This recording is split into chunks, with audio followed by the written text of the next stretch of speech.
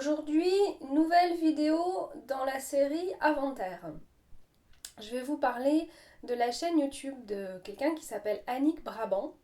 Euh, D'une part parce que ça rentre dans le cadre, puisque Annick Brabant fait partie des très rares personnes dont la chaîne compte moins d'abonnés que la mienne. Bon, ça c'est pour le cadre formel posé par Guillaume Singal qui a fait cette proposition qui est intéressante parce que du coup ça oblige tout le monde à s'intéresser à des objets peut-être qui n'ont pas, des objets vidéo, je veux dire, qui n'ont pas beaucoup de visibilité jusque-là. L'autre raison pour laquelle je fais cette vidéo à propos du travail d'Annick Brabant, c'est que d'une part c'est une personne que je connais uniquement virtuellement, mais qui me semble d'une grande générosité et qui tente plein de choses, qui expérimente plein de choses.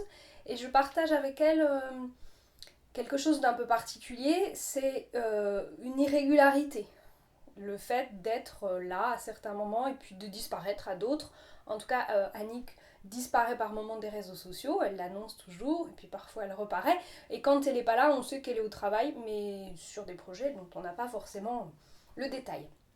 En tout cas, sur sa chaîne YouTube, on voit bien qu'il y a aussi ce côté expérimentation et puis disparition.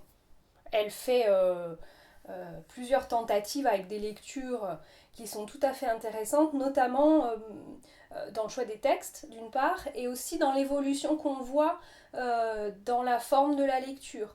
On voit une Annick avec une petite voix un peu intimidée au début, ce qui est tout à fait important aussi de faire, c'est-à-dire que moi aussi je suis intimidée la face caméra, c'est pas hyper simple, mais en même temps il y a quelque chose qui se joue du rapport de soi aux autres, du rapport de soi à soi, bon.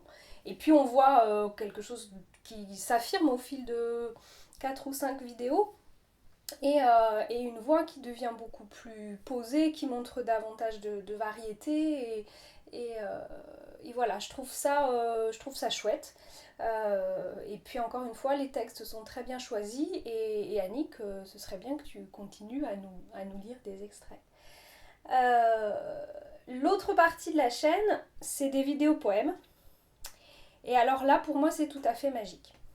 C'est tout à fait magique parce que la sensation que j'ai en regardant ces vidéos, concrètement, c'est quoi? C'est une image en plan assez fixe, voire complètement fixe. J'allais dire une image qui bouge, mais enfin c'est un peu la définition de l'image. Mais pour moi, c'est une image qui bouge dans le sens, pourquoi je dis ça? Parce qu'en fait, je me représente ces vidéos poèmes d'Annick Brabant comme une page de livre, puisque le texte ne bouge pas. Le texte est posé sur l'écran, sur le cadre. Et donc, il y a une phrase en général qu'on peut lire et relire plusieurs fois de suite dans le temps de la vidéo, puisqu'en général, ça dure, je sais pas, entre 1 et 1 minute 30. C'est pas très long. Mais ça me fait un effet, moi, comme si j'ouvrais un livre dans une librairie, vous savez, on feuillette et puis on tombe sur une page et sur une phrase. Et puis relire cette phrase, mais c'est pas juste la phrase, c'est qu'il y a quelque chose derrière qui est en train de se passer, qui vient un peu soutenir la phrase ou tenir la main au lecteur. Enfin, je ne saurais pas dire beaucoup mieux, mais si ce n'est quand même le terme de magie. Et ressentir de la magie avec ces outils numériques que sont YouTube et les réseaux sociaux, etc., bah, c'est plutôt balèze, plutôt pas mal. Et là aussi, Annick, je veux d'autres vidéos poèmes, s'il te plaît.